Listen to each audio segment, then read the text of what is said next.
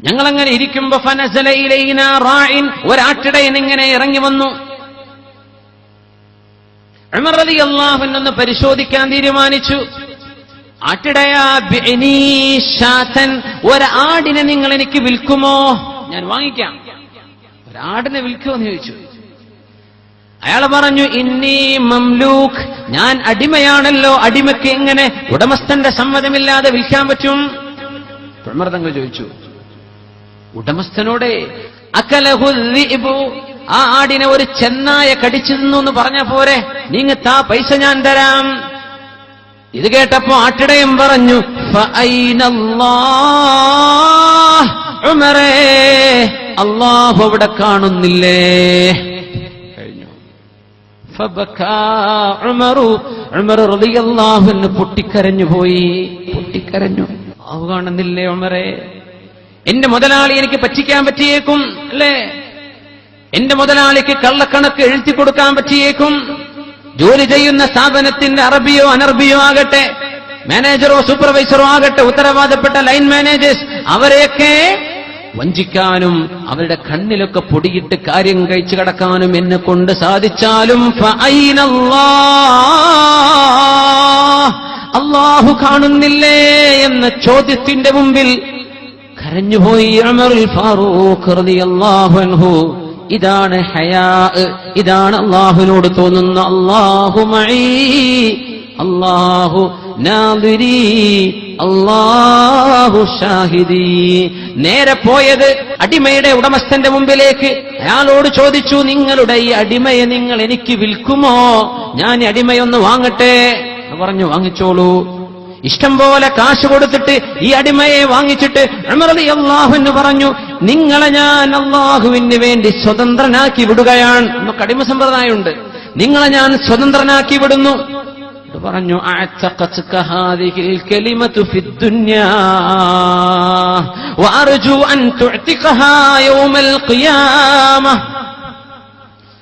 അല്ലയോ അടിമ, അല്ലാഹു കാണുന്നില്ലേ ഒരു വാക്ക് നിങ്ങൾ ദുന്യാവിൽ പറഞ്ഞതുകൊണ്ടാണ് അടിമത്തത്തിൽ നിന്ന് മോചനം കിട്ടിയത്. ഇവിടെ നാളെ അല്ലാഹുവിന്റെ നരകത്തിൽ നിന്ന് ഇതേ വാക്കുകൊണ്ട് നിങ്ങൾക്ക് മോചനം കിട്ടട്ടെ എന്ന് ഞാൻ ആഗ്രഹിക്കുന്നുവെന്ന് ഉമറുൽ ഫാറൂഖ് റളിയല്ലാഹു അൻഹു വിളിച്ചു പറഞ്ഞ് അടിമയോട് പോകാൻ പറഞ്ഞു. ഇനി മുതൽ നിങ്ങൾ സ്വതന്ത്രനാണ്, പോയിക്കോളൂ.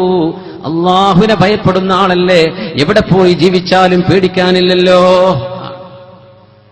പരയങ്കാലത്ത് ജീവിക്കുന്ന ചെറുപ്പക്കാരന് ഇവിടത്തെ ഈ മഹല്ലിൽ ഒരുപാട് ചെറുപ്പക്കാരുണ്ട്. വണ്ടിയിൽ വരുന്ന സമയത്ത് കണ്ടു നമ്മുടെ ജംഗ്ഷനിലൊക്കെ കുറെ ചെറുപ്പക്കാർ, കുട്ടികൾ 15, 16, 18, 20 വയസ്സുള്ള ചെറുപ്പക്കാർ. ഈ ചെറുപ്പക്കാർ അല്ലാഹു മഈ, അല്ലാഹു നാദിരി, അല്ലാഹു ഷാഹിദി എന്ന് ചിന്തിക്കുമ്പോൾ എങ്ങനെയാണ് പിന്നെ മംഗലാപുരത്തെ കോളേജിൽ നിങ്ങൾ ഹോസ്റ്റലിൽ പഠിക്കാൻ പോകുമ്പോ എങ്ങനെയാ പിന്നെ അവിടെ ചെന്ന് മദ്യക്കച്ചവടം ചെയ്യാ?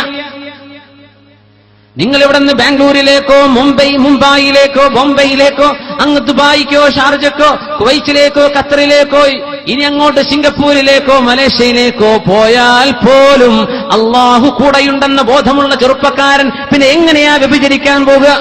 എങ്ങനെയാ കള്ളുകുടിക്കുന്ന സംഘത്തിന്റെ കൂടെ നടക്കുക? എങ്ങനെയാണ് അവന്റെ കൂടെയുള്ള ചിന്തകൾ മോശമാകുന്നത്? അല്ലാഹു കൂടെയില്ലേ? മദീനയിലൂടെ നടക്കുമ്പോഴാണ് അന്നൊരു ഉമ്മ തന്റെ മോളോട് പാലിൽ വെള്ളം ചേർക്കാൻ പറഞ്ഞ കഥ നിങ്ങൾക്ക് ഓർമ്മല്ലേ? ഉസ്താദ്മാര് പറയുന്ന കഥയല്ലേ അത്?